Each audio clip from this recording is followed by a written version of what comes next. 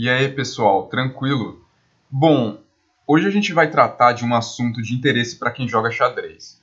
Nós vamos implementar um exercício que eu desenvolvi inspirado em um dos problemas clássicos que pertencem ao mundo do enxadrismo e também da matemática, que é o problema do cavalo.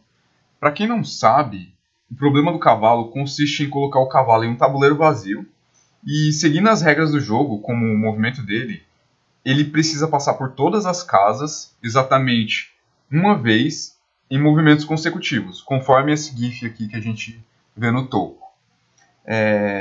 Vocês podem ver nessa página da Wikipedia que existem diversas variações, que ficam como pesquisa para quem se interessar, né? Baseado nisso, nessa pequena introdução, a gente pode definir o cenário do nosso exercício. Então, é o seguinte. Seja um cavalo numa posição X do tabuleiro de xadrez. Após N movimentos quaisquer, a partir dessa casa, qual a cor da casa que o cavalo estará posicionado? Certo? E como a gente resolve isso? Com matriz?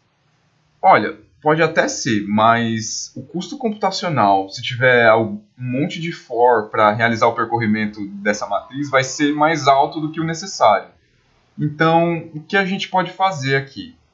Vamos analisar o determinismo de algumas características que vão ajudar a gente a desenvolver o algoritmo e resolver o problema. Certo. Aqui a gente tem um tabuleiro de xadrez e, observando ele, vamos encontrar algum padrão que emerge da forma como ele é configurado. Para ajudar, eu transformei as letras das colunas em números correspondentes, ou seja, o A aqui se refere ao 1, o B se refere ao 2, o C se refere ao 3, o D ao 4 e assim por diante. Beleza, daí a gente já pode identificar uma coisa. Percebam que as casas que possuem a cor preta ocorrem sempre que uma linha é ímpar e uma coluna é ímpar, ou seja, nessa interseção. Ou no outro caso, quando uma linha é par e a coluna também é par, como nesse caso aqui. Linha par, coluna par, temos uma casa preta. Linha ímpar, coluna ímpar, temos uma casa preta. E assim por diante. Você pode perceber esse padrão. Interessante, né? Então, com essa observação, a gente já praticamente mata o problema.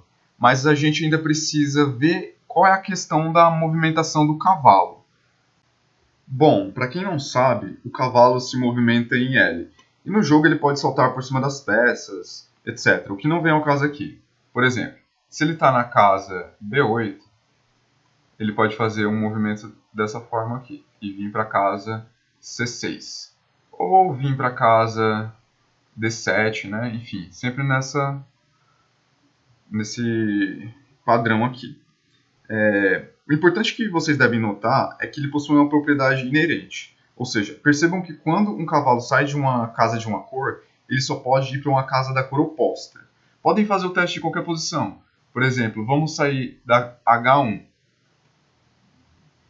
Se eu saio da H1, eu só posso vir para cá, para G3, que é a casa da cor preta, ou seja, uma casa da cor oposta. Eu posso vir também para F2, que também é uma casa da cor oposta. Na posição central, a mesma coisa. Podem testar. Baseado nisso, outra coisa que é importante a gente perceber aqui é que quando um cavalo se movimenta um número par de vezes, ele sempre acaba numa casa da mesma cor que ele saiu. E quando se movimenta um número ímpar de vezes, ele acaba numa casa da cor oposta. Por exemplo, vamos sair da casa A1 e se movimentar um número par de vezes. Por exemplo, 1, 2, 3, 4. Perceberam? Ele saiu de uma casa da cor preta e foi para uma cor preta. Agora vamos sair de uma casa branca e se movimentar um número ímpar de vezes. Por exemplo, 1, 2, 3. Perceberam? Ele saiu de G8 e veio para F2 e agora ele saiu de uma casa da cor branca e veio parar numa cor preta, né? E isso acontece com qualquer movimento que ele fizer. Pronto, a gente matou o problema. Agora a gente só precisa transformar todo esse raciocínio em código. Para começar, vamos definir algumas variáveis que vão ajudar a gente a modelar a solução do problema. Bom, vendo as posições das casas do tabuleiro de xadrez, a gente percebe que elas são formadas por uma letra, referente à coluna, e por um número, referente à fileira ou à linha. Além disso, a gente também precisa receber o número de movimentos que o cavalo irá fazer. Então vamos declarar essas variáveis aqui. Int. Como linha, eu vou colocar número e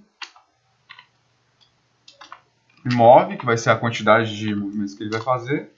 E como coluna, eu vou colocar um char letra, certo? Beleza. Aí agora a gente pode pedir para o usuário digitar a posição atual do cavalo, né? Digite a posição atual do cavalo.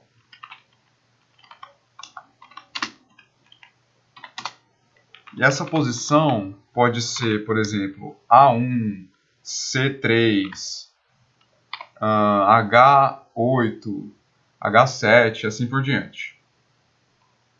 Porcentagem D.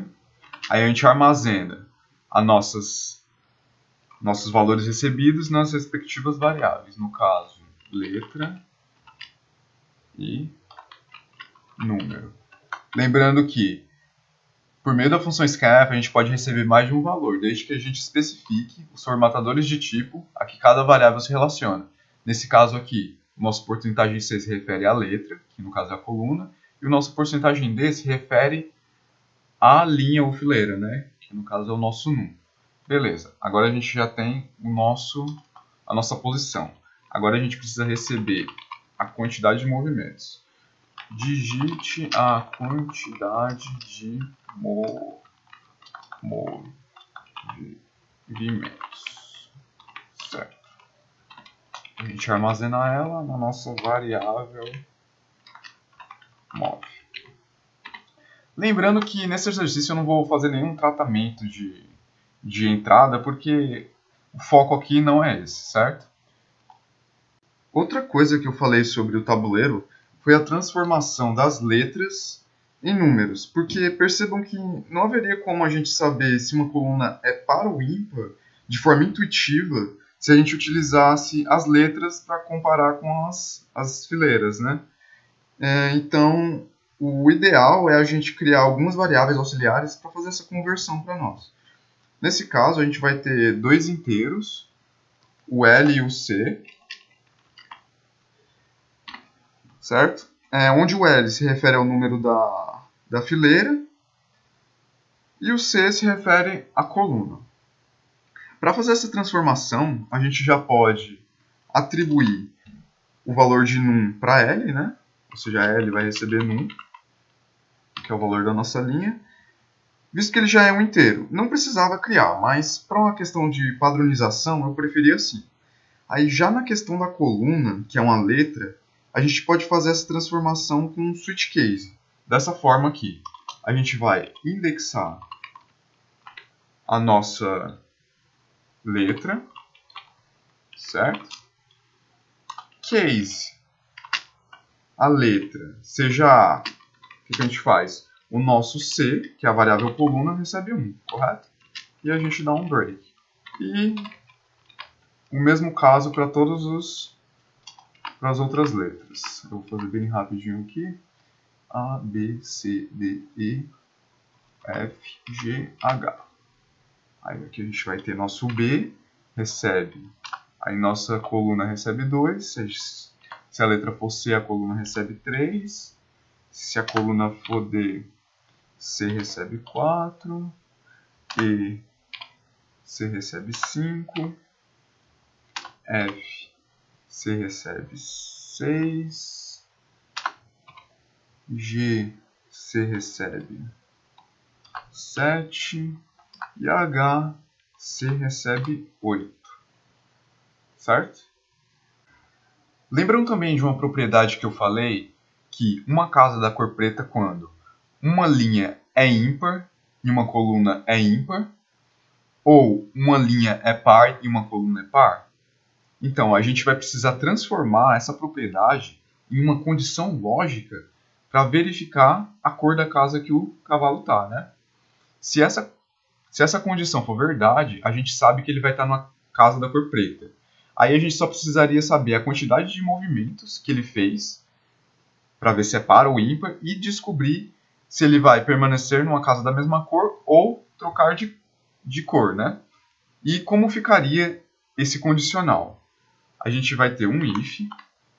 Aí o que acontece? A gente tem que verificar se a linha é ímpar e a coluna é ímpar, ou seja, a gente vai verificar se o resto da divisão da linha por 2 é igual a 1 e o resto da divisão da coluna por 2 também é igual a 1. O que isso daqui está verificando? Está verificando se a linha é ímpar e a coluna é ímpar. A outra condição é, ou a gente vai verificar se o resto da divisão de linha por 2 é igual a 0 e o resto da divisão de coluna por 2 também é igual a 0, ou seja, linha e coluna são pares. Então a gente pode fazer isso daqui. 0 e C mod 2 igual a 0. Isso daqui a gente já sabe que o nosso cavalo está na casa da cor preta, certo? Agora a gente precisa saber quantos movimentos ele fez. A gente recebeu lá em cima, agora a gente precisa verificar se é par ou ímpar. A gente vai usar a mesma condição aqui, a gente vai usar o resto da divisão. If mod 2 foi igual a 0, quer dizer que ele saiu de uma casa da cor preta, certo? E continua numa casa da cor preta. A gente pode imprimir isso na tela. O cavalo estará numa casa da cor preta. Beleza. Se isso daqui não for verdade, quer dizer que ele saiu de uma casa preta, fez um número de movimentos ímpar, porque isso daqui vai ser falso, então quer dizer que ele vai estar numa casa da cor branca, correto? Porque quando ele faz um número ímpar de movimentos, ele para numa casa da cor oposta. Então eu vou só copiar aqui, para agilizar. Beleza. O cavalo estará posicionado em uma casa da cor branca. Beleza. Aqui é se ele estiver numa casa da cor preta. Como a gente só tem duas cores, se ele não cair numa casa preta, ele só pode cair numa casa branca, certo? Então, a gente tem um else, ou seja, se aquilo ali não for verdade, a gente vai saber que ele caiu numa casa branca. E a gente testa a mesma condição da quantidade de movimentos. Se ele fez uma quantidade de movimentos par, quer dizer que ele vai permanecer numa casa da cor branca, certo? Só vou branca. Se esse número de movimentos não for par, quer dizer que ele só pode cair em uma casa da cor oposta. Então, a quantidade de movimentos foi ímpar, ele caiu numa casa da cor preta. E com isso, a gente termina o nosso programa. A gente pode até testar aqui. Certo, vamos testar uma casa preta com movimentos pares. A1. Quantidade de movimentos? 2 movimentos só. O cavalo estará na casa da cor preta. Realmente, se eu saio daqui e faço 2 movimentos quaisquer, eu venho para cá, aí depois posso vir para cá, eu estou na casa da cor preta. Se eu venho para cá e venho para cá, eu estou na casa da cor preta também. Então, realmente deu certo para esse caso. Agora vamos testar uma casa na cor branca com uma quantidade de movimentos ímpar. Vamos testar o H7. H7 e 3 movimentos. O cavalo estará na casa da cor preta. Realmente, se eu saio de uma casa branca e faço uma quantidade ímpar de movimentos, como este ou este, eu caio numa casa da cor preta. E isso daqui funciona para todos os casos que você testar, né? Então, como vocês viram, o desafio desse exercício reside na questão mesmo de analisar alguns padrões que estão presentes em várias situações do cotidiano, né? Nesse caso, a gente analisou um tabuleiro de xadrez e um cavalo. Bom, é isso por hoje, espero que tenham gostado e até a próxima.